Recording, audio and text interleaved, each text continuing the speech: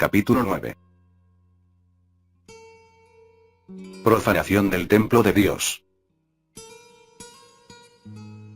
Pero el fundamento de Dios está firme, teniendo este sello. Conoce el Señor a los que son suyos. Y apártese de iniquidad todo aquel que invoca el nombre de Cristo. Pero en una casa grande, no solamente hay utensilios vasijas de oro y de plata, sino también de madera y de barro. Y unos son para usos honrosos, y otros para usos viles.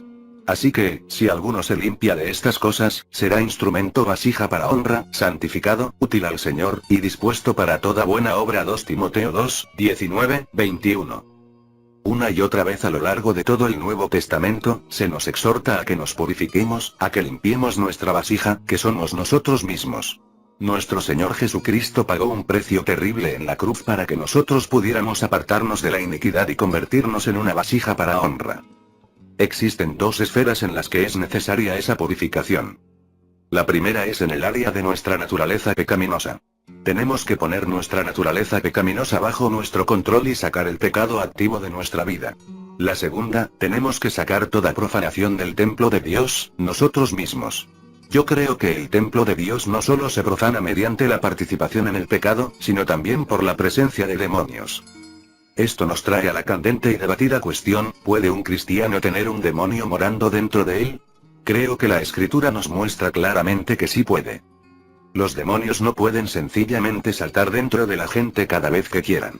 Estamos rodeados de un seto para que no puedan entrar a menos que aportillemos el vallado protector. ¿Cómo aportillamos ese seto protector? Mediante el pecado. A esos pecados que permiten la entrada de demonios yo los llamo pecados de profanación del templo. ¿Por qué?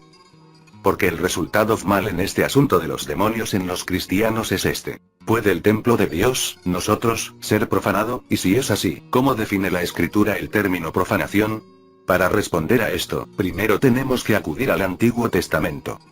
En el Antiguo Testamento, Dios le dio a su pueblo, los hijos de Israel, muchas ilustraciones en su vida para que pudieran comprender la venida de Cristo y la obra que Él lograría. Por ejemplo, a través de la expiación del pecado, se les hizo comprender la necesidad del derramamiento de sangre inocente y la entrega de la vida para pagar el precio por sus pecados. La expiación del pecado ofreció una demostración conmovedora de lo que Jesús llevó a cabo de una vez y por todas en la cruz. De la misma forma, el templo de Dios, tal como fue construido por el rey Salomón, fue una ilustra, figura 9:3. Templo de Salomón. Ción de aquellos de nosotros que hemos entrado en el nuevo pacto con Cristo. Somos el templo de Dios con el Espíritu Santo morando en nosotros al igual que la presencia de Dios moraba en el templo de Salomón. Ahora volvamos atrás y miremos la profanación del templo de Salomón. Aquí hay un esbozo del templo. El frente del templo mismo daba al norte, Ezequiel 8:14.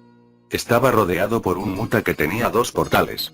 Uno en el muro que da al norte y otro en el muro oriental. El altar de bronce que se usaba para la expiación de los pecados y el mar se encontraban al frente del templo. El templo de por sí estaba dividido en dos partes. La parte del frente se llamaba el atrio interior, y la parte de atrás se llamaba lugar santísimo. La presencia de Dios moraba en el lugar santísimo sobre el trono de Dios. El sumo sacerdote podía entrar en esta parte del templo únicamente una vez al año.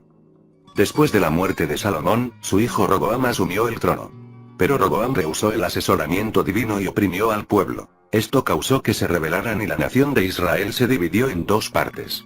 La ciudad de Jerusalén quedó en la parte llamada Judea y la otra mitad del país se llamó Israel. Manasés, el rey malo, edificó altares justo dentro del templo a sus dioses demoníacos. Edificó asimismo altares a todo el ejército de los cielos en los dos atrios de la casa de Jehová. 2 Crónicas 33:5. Desde ese momento, el Señor aguardó casi 100 años con prolongados períodos de profanación de su casa antes de quitar su presencia del templo. La mitad de Israel fue llevada al cautiverio antes que la mitad de Judea. Ezequiel profetizó desde el cautiverio en Babilonia y fue contemporáneo con Jeremías, quien profetizó en Jerusalén. En Ezequiel, capítulos 8, 10, el Señor transportó a Ezequiel en espíritu desde Babilonia hasta el cielo y la tierra, y me llevó en visiones de Dios a Jerusalén, a la entrada de la puerta de adentro que mira hacia el norte, donde estaba la habitación de la imagen del celo, la que provoca a celos. Y me dijo: Hijo de hombre, alza ahora tus ojos hacia el lado del norte. Y alcé mis ojos hacia el norte, y he aquí al norte, junto a la puerta del altar, aquella imagen del celo en la entrada. Ezequiel 8, 3, 5. Nosotros no sabemos con exactitud cómo era el ídolo, pero sí sabemos que los demonios están asociados con todos los ídolos. Pablo escribió específicamente sobre esto. ¿Qué digo, pues? ¿Que el ídolo es algo, o que sea algo lo que se sacrifica a los ídolos? Antes digo que lo que los gentiles sacrifican, a los demonios lo sacrifican. 1 Corintios 10, 19 minutos, 20 segundos. Entonces, claramente había demonios presentes junto al altar de bronce con el ídolo. Después, el Señor mostró a Ezequiel los muros alrededor del templo. El versículo 10 dice: Entré, pues, y miré. Y he aquí toda forma de reptiles y bestias abominables, y todos los ídolos de la casa de Israel, que estaban pintados en la pared por todo alrededor. Ezequiel 8, 10. Ahora, ¿cuál es el propósito de estos dibujos ocultistas que se asemejan a nuestros murales de grafito modernos? Es bien conocido dentro de todas las formas de brujería que se colocan demonios en el sitio de un dibujo de ocultismo. Por lo tanto, existían demonios colocados en las paredes todo alrededor del templo. Ahora, miren de nuevo el dibujo del templo. La siguiente acción se lleva a cabo exactamente dentro del portal del norte. Él me llevó a la entrada de la puerta de la casa de Jehová, que está al norte. Y he aquí mujeres que estaban allí sentadas endechando a Tamuz. Ezequiel 8, 14. La mayoría de los cristianos no se dan cuenta de la importancia de esta manifestación. Ante todo, ustedes tienen que entender que el propósito de todos los ritos ocultistas es traer a los demonios para que estén presentes con las personas que realizan el rito. Por lo tanto, ¿por qué estaban las mujeres lamentándose por Tamuz? Las mujeres estaban participando en una forma común de rendir culto a demonios, practicada por los babilonios. Tamuz era un dios demoníaco que se suponía que fuera Nimrod reencarnado. ¿Quién era Nimrod? Nimrod y su esposa Semiramis eran seres humanos que eran los líderes de la formación del culto demoníaco después del diluvio. En Génesis 10, 9, 10 hay una breve referencia a Nimrod. La historia antigua nos muestra que Nimrod es lo mismo que Nimbus, el primer rey asirio, fundador y constructor de la antigua Babilonia donde se construyó la Torre de Babel. En Egipto se rendía culto a Nimrod como Osiris. Es en los registros egipcios que encontramos un relato de la muerte de Nimrod, la cual fue violenta. Aparentemente a él lo mató Sem, el hijo de Noé, para ajusticiarlo por sus prácticas abominables de rendirle culto a los demonios. Véase de Tuyo Babylons, por el Rudo. Alexander Hislop. Si había alguien que estuviera más profundamente preocupado por la trágica muerte de Nimrod que cualquier otra persona, esta era su esposa Semiramis, quien, originalmente de una posición humilde, había sido cultivada hasta compartir con él el trono de Babilonia. Y en esta emergencia, ¿qué debía hacer ella? ¿Debía renunciar tranquilamente a la pompa y el orgullo en que había sido criada? No. Aunque el fallecimiento de su marido había sido un rudo golpe a su poderío, no obstante, su resolución y ambición desenfrenada no estaban en forma alguna controladas. Por el contrario, su ambición cobró aún más ímpetu. Durante su vida, su esposo había sido laureado como un héroe. En su muerte, ella haría que se le rindiera culto como a un dios, sí, como la progenie prometida de la mujer. Zoroastá, que estaba destinada a magullar la cabeza de la serpiente, y quien, al hacerlo, vería herido su propio talón. Los patriarcas y el mundo antiguo en general, estaban perfectamente familiarizados con la gran promesa original del Edén, y sabían muy bien que la herida del talón de la progenie prometida implicaba su muerte, y que la maldición solo podría removerse del mundo mediante la muerte del gran Redentor. Si la promesa sobre la magulladura de la cabeza de la serpiente, registrada en Génesis tal como fue hecha a nuestros primeros padres, fue hecha en realidad, y si toda la humanidad descendió de ellos, entonces se podría esperar que algún rastro de esta promesa se encontrara en todas las naciones. Y así mismo es. Difícilmente existe sobre la tierra un pueblo o linaje en cuya mitología no esté insinuada de Tuo Babylons, por el Rudo. Alexander Hislop Loiseaus Brothers, Nueva Jersey, 1916, pp 58-60. Por lo tanto, Semiramis proclamó al llamado Nimrod como el redentor prometido por Dios a Adán y Eva en el jardín del Edén. Poco tiempo después de la muerte de su esposo, tuvo un hijo al que se le llamó Tamuz. Semiramis proclamó que Tamuz era Nimrod vuelto a la vida tal como prometió Dios en la gran promesa mesiánica dada a Eva. A lo largo de los tiempos y en todos los rincones del mundo, a esta madre e hijo falso se les ha rendido culto bajo diversos nombres. 8. Semiramis se convirtió en la reina de los cielos y así continúa siéndolo hasta el día de hoy.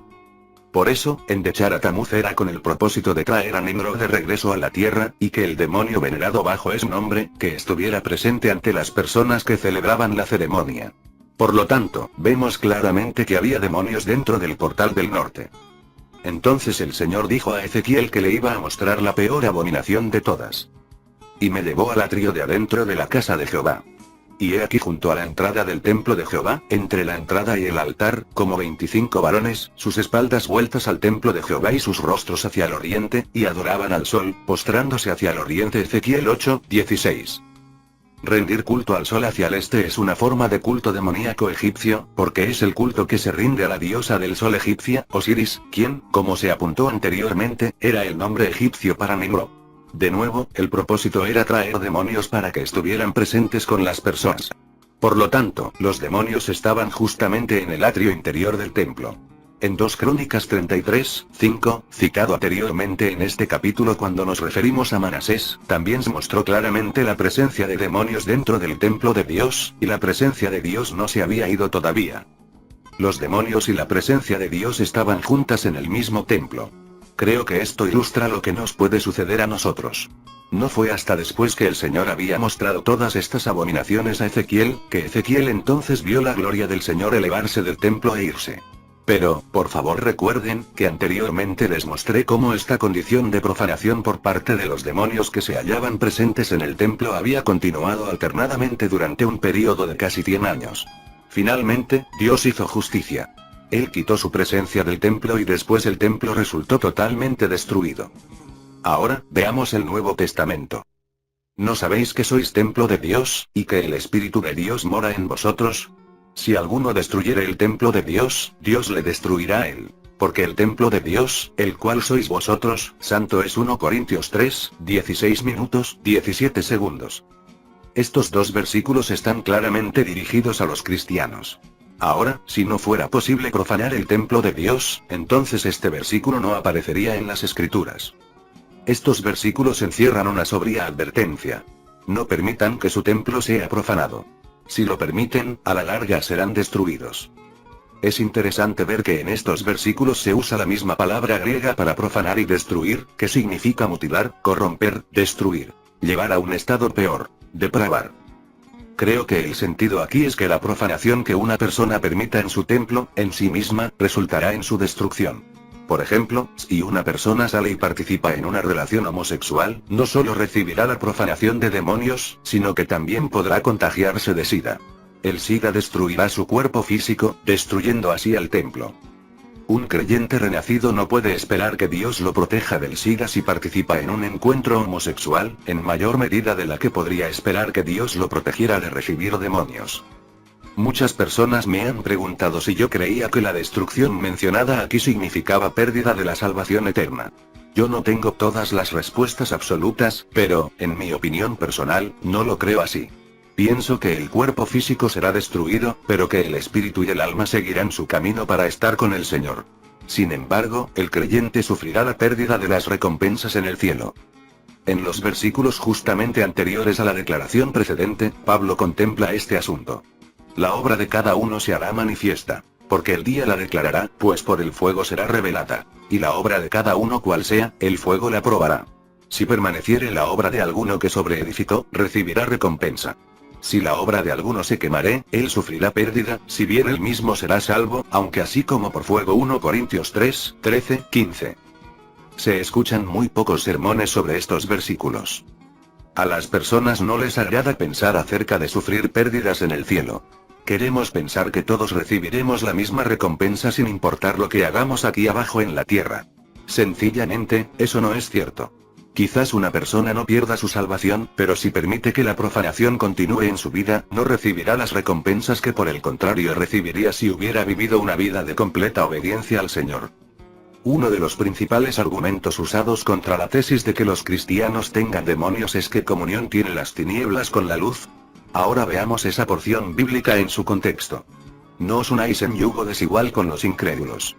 Porque ¿qué compañerismo tiene la justicia con la injusticia?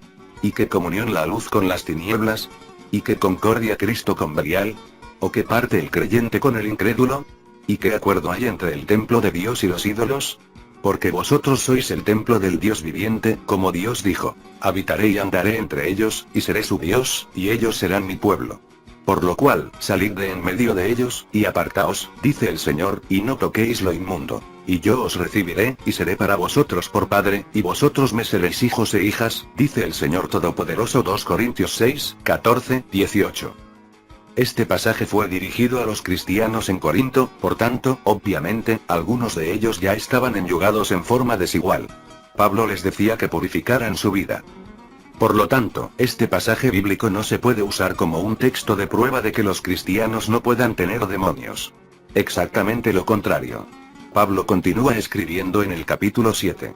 Así que, amados, puesto que tenemos tales promesas, limpiémonos de toda contaminación de carne y de espíritu, perfeccionando la santidad en el temor de Dios. 2 Corintios 7, 1.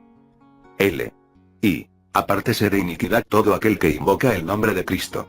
Pero en una casa grande, no solamente hay utensilios, vasijas de oro y de plata, sino también de madera y de barro, y unos son para usos honrosos, y otros para usos viles.